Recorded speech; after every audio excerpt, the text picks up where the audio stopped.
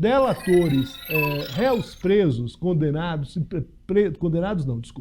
presos, não devem fazer delação premiada. Na época, a justificativa é que teriam a pressão em relação a esse camarada que estaria ali preso e que ele acabaria fazendo a delação para se livrar e poderia, em determinado momento, acabar apontando o dedo para outras pessoas. Naquele momento que esse projeto foi apresentado por um deputado do PT, que hoje está no governo, Valdir Damós, ele era uma precaução em relação aos delatores de construtoras, das grandes empresas, que começavam a delatar ali naquele processo da Lava Jato em Curitiba. Foi apresentado esse projeto acabou não andou, tanto é que as pessoas foram presas, né? Mais uma vez, principal nome, o atual presidente Lula, mas esse projeto não andou. E ontem teve uma tentativa de reabilitação desse projeto. A interpretação que se faz é para quê? É para tentar blindar Bolsonaro em relação à delação do tenente-coronel Mauro Cid. Delação do tenente-coronel Mauro Cid, ela tem vários ali, ela incrimina o ex-presidente Bolsonaro em vários momentos. Dá detalhes em relação, por exemplo, a vacinas, dá detalhe em relação a joias, dá detalhe em relação também tentativas de suposto golpes de Estado. Então, tentativa ali é dizer o seguinte, ele estava preso, o Mauro Cid, e ele não poderia, assim, pela regra, caso seja aprovada, fazer essa delação. Ariel Calmon, muito obrigado aqui pela estreia aqui no Poder Expresso com a gente, já está aí o Ariel, agradecendo aqui a presença, Ariel, e perguntando o seguinte, essa política brasileira, quem faz esse roteiro, rapaz? Eu não sei quem é que faz, não. É você que faz esse roteiro, Ariel? Porque é um roteirista completamente inspirado. Imagine, um projeto do PT de 2016 pode vir a favorecer o ex-presidente Bolsonaro. Léo, muito obrigado. Obrigado a todo o pessoal do SBT News pelo convite. Eu dou um alô à audiência também. É um prazer estar por aqui. E é impressionante, né? Queria ter essa criatividade do roteirista da política brasileira, porque é muito curioso. O dia de ontem não foi nada agradável para o governo, para o PT como um todo. A gente teve a pauta desse requerimento de urgência para tratar em plenário esse projeto de lei, e hoje a gente viu o atual secretário nacional de Defesa do Consumidor, que é o autor desse projeto de lei, não é, que, como você bem disse, inviabiliza ali delações premiadas para prisão de pessoas, na televisão, não falando sobre defesa do consumidor, que é o atual cargo dele, mas falando sobre esse projeto dele de 2016, na época em que a Lava Jato, a Operação Lava Jato, que condenou o atual presidente Lula, estava aí com toda a pujança. Então, Valdir Damós voltou à cena dessa vez para falar, surpreendentemente, sobre esse projeto. E aí, Léo, ontem também a gente teve na CCJ a a deputada Carolina de Tone, que, ao mesmo tempo que o Lira pautava esse requerimento de urgência, indicou ali um parlamentar bolsonarista, que é classificado assim pelos seus pares, pela proximidade com o ex-presidente Bolsonaro, para ser relator de um projeto de lei que anistia presos políticos, por assim dizer, e focando especialmente ali em presos decorrentes do ato de 8 de janeiro. Então, foi um dia bastante atípico e especial para o governo e para o PT, e com certeza eu acho que aí nós temos é importante entender a política com essa visão de fora, né? Então, embora pareçam atos isolados, indicação de urgência no plenário para esse projeto de lei, mas também a indicação de relatoria na Comissão de Constituição e Justiça da Câmara, mas na verdade são dois atos que em conjunto mostram uma força de um lado do campo político, né, desse jogo de forças, diante de uma série de outras matérias. Eu vi, nós estávamos tratando aqui, por exemplo, sobre a tributação de produtos estrangeiros, e esse era um tema que tinha divergência entre governo e oposição, entre essa oposição que ainda é muito ligada ao ex-presidente Jair Bolsonaro, e teve total influência do atual presidente da Câmara, Arthur Lira, no jogo de forças para que a matéria saísse como saiu e agora retorna para ajustes na Câmara e eventual sanção ou veto do presidente da República. Então, realmente, Léo, como você diz, o roteirista está inspirado esses dias. Liel, vamos lá, a gente fez uma reportagem nesse final de semana mostrando uma estratégia dessa oposição, principalmente ali em pautas de segurança pública, né, e essas pautas mais conservadoras, mais morais, vamos dizer assim. O próprio Padilha, na semana passada, chegou a dizer o seguinte: olha, importante para a gente aqui é a questão dos projetos econômicos. Né? É importante aqui ganhar no mata-mata. Enquanto isso, o campeonato vai seguindo ali com determinadas derrotas, enfim. Claro que foi uma figura de linguagem ali do ministro Alexandre Padilha, mas de alguma forma, é preciso considerar, de alguma forma não, de forma efetiva, o governo está tendo uma dificuldade. Os conservadores no Congresso hoje estão avançando muito mais do que avançaram, por exemplo, no governo Bolsonaro. O governo Bolsonaro, que era governo na época, muito das medidas do Bolsonaro foram infraconstitucionais. No caso das armas, isso foi muito claro. Né? Não teve jogo no Congresso, praticamente. O jogo veio do Executivo. Tinha o próprio Salles, que quando falava, vamos passar a boiada. Vamos passar a boiada como? O que significava passar a boiada? Significava aprovar, a partir do próprio Executivo, determinadas medidas, a partir de portarias e a partir de decretos, efetivamente ali. Nessa reportagem que a gente fez, a gente mostrou que o volume de propostas conservadoras no governo Lula, ela é muito maior do que no governo Bolsonaro. Então isso aí, primeiro, é um indicativo de que, de fato, os conservadores, hoje na oposição, no governo anterior, dentro do próprio governo, hoje estão muito mais dispostos a fazer a apresentação desses projetos.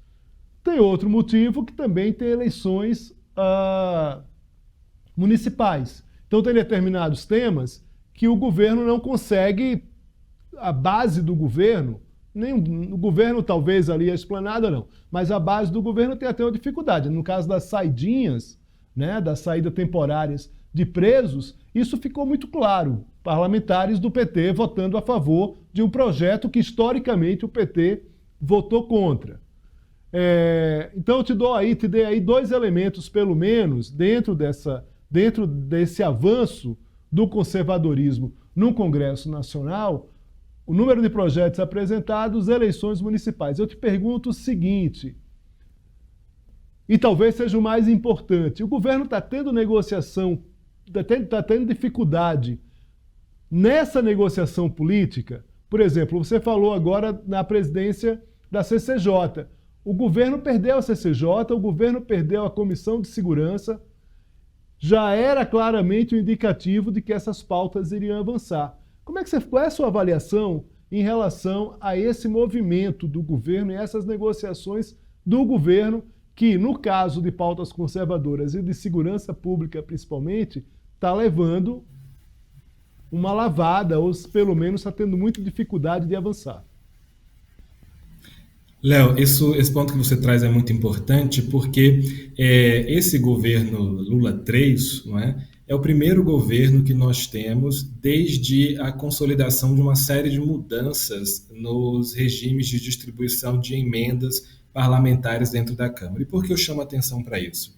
Porque dentro do jogo político do Congresso Nacional, e aí da política brasileira como um todo, a gente sempre teve uma distribuição de forças que estava ali condicionada pela nomeação de ministérios, pela distribuição de emendas, que são atribuições do Poder Executivo. Então, o presidente fazia isso, né? Ele tinha ali a quantidade de emendas e, portanto, a autonomia de dizer para onde elas iriam, para quais parlamentares elas iriam. Ele tinha uma série de cargos à disposição e isso, ao longo do tempo, foi sendo fragilizado. Hoje, esse loteamento da administração com cargos é algo que pega muito mal para o governo, então isso já é um ponto que dificulta e não há, por exemplo, uma possibilidade facilitada de negociação por meio das emendas. Então, tudo isso para dizer que há uma diminuição do capital político do presidente da República nesse potencial de influenciar as pautas que estão em debate no Congresso Nacional. E aí o governo tem uma agenda. Como você disse, a gente sabe, querem que pautas econômicas, né, o ministro Fernando Haddad tem batalhado e tem sido até voz dissoante dentro do próprio governo na tentativa de pautar assuntos econômicos, não discutir outras pautas mais sociais e políticas para direcionar o foco para isso. Mas há uma dificuldade. Tem um elemento de que, como nós temos um governo que é à esquerda, né, mais à esquerda do que o anterior, então causa de fato esse fenômeno de que parlamentares eles vão marcar mais posição.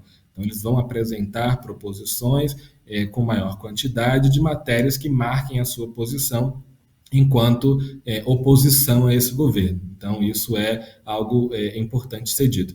E há um momento de eleições também. Então não só as eleições municipais, mas as eleições da própria casa. Então, a Câmara dos Deputados vai ter a mudança de presidência em 2025 e já há um jogo que está acontecendo nos bastidores para isso.